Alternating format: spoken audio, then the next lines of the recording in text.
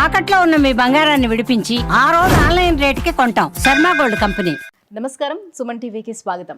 2025 సంవత్సరం నవగ్రహాల స్థితిగతులు ఎలా ఉన్నాయి, ద్వాదశ రాశుల వారికి ఎటువంటి ఫలితాలని అందజేస్తున్నాయి, ఈ విషయాన్ని తెలియజేసేందుకు మనతో పాటు ఉన్నారు ప్రముఖ జ్యోతిష శాస్త్ర పండితులు, శ్రీచక్రపీఠ వ్యవస్థాపకులు బ్రహ్మశ్రీ ప్రదీప్ జోషి గారు.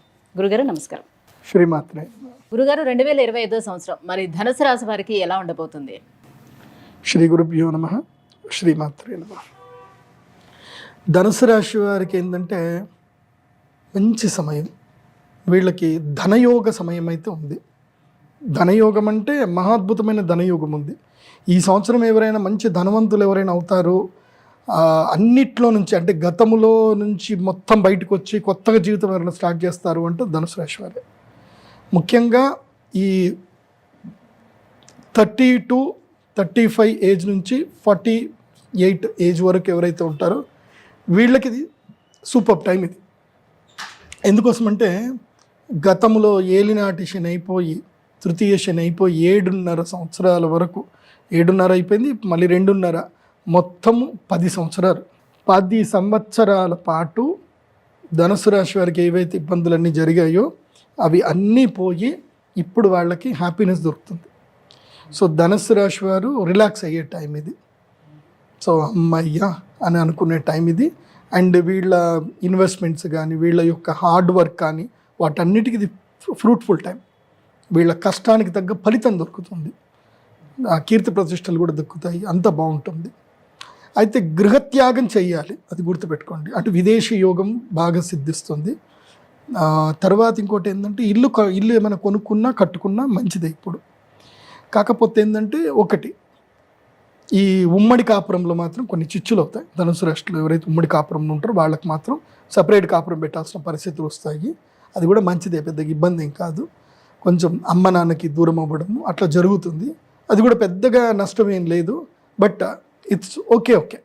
లైక్ స్థిరాస్తుల విషయంలో ఏమైనా చిక్కులు చికాకులు ఉంటాయి, వాటి అన్నిటి నుంచి వస్తాయి. అది మంచిదే, కాకపోతే వాటికి మంచి రిజల్టే వస్తుంది. కొంచెం బాధ అనిపిస్తుంది కానీ మంచి రిజల్టే వస్తుంది. దీనివల్ల పెద్ద నష్టం ఏం లేదు. వాహనాలు కొనుక్కుంటారు, స్థిరాస్తులు కొనుక్కుంటారు. కొంచెం ధనుసు రాశి వారికి మంచి సమయమే, మరి అంత అనర్థం కాదు. కాకపోతే స్టార్టప్స్ పెట్టండి, బిజినెస్ చేయండి. ధనుసు రాశి వారు చాలని ఈ శాలరీస్తో ఉంటే కనుక తప్పకుండా మీరు బిజినెస్ అయితే స్టార్ట్ చేయండి. మీకు దగ్గర డబ్బులు లేకపోయినా పానీపూరి అయినా స్టార్ట్ చేయండి. ఏదైనా సరే చిన్న బిజినెస్ అయినా పెట్టండి. పానీపూరి బిజినెస్ స్టార్ట్ చేయాలంటే 10,000 చేతిలో ఉంటే చాలు.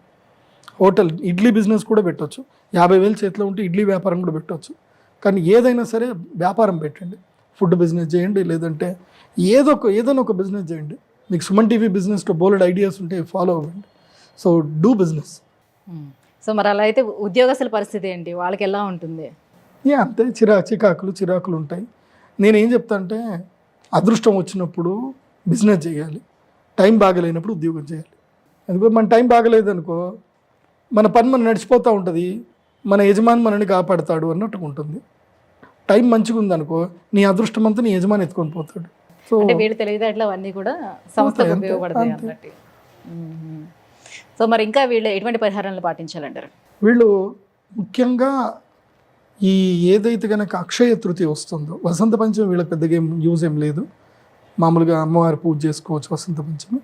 కానీ అక్షయ తృతీయ వీళ్ళకి చాలా కీలకం. ఎందుకోసం అంటే గురువు మారే సమయానికల్లా వీళ్ళు లక్ష్మీ యోగ సిద్ధికి కమలాత్మక యాగం చేసుకుంటే వీళ్ళకి మేలు జరుగుతుంది. అండ్ వీళ్ళు కూడా తప్పకుండా వారాహిమాల అని ఒకటి దొరుకుతుంది. వారాహిమాలను మెడలో ధరించి ప్రతి మంగళవారము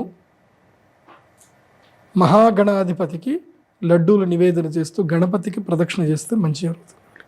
గురుగారు, 2025 సంవత్సరం ఈ ధనుసు రాశి వారికి ఎలా ఉండబోతుంది, ఎలాంటి పరిహారాలను పాటిస్తే ఇంకా బాగుంటుంది, ఈ విషయాన్ని తెలియజేసినందుకు ధన్యవాదాలు. శ్రీమాత్రే.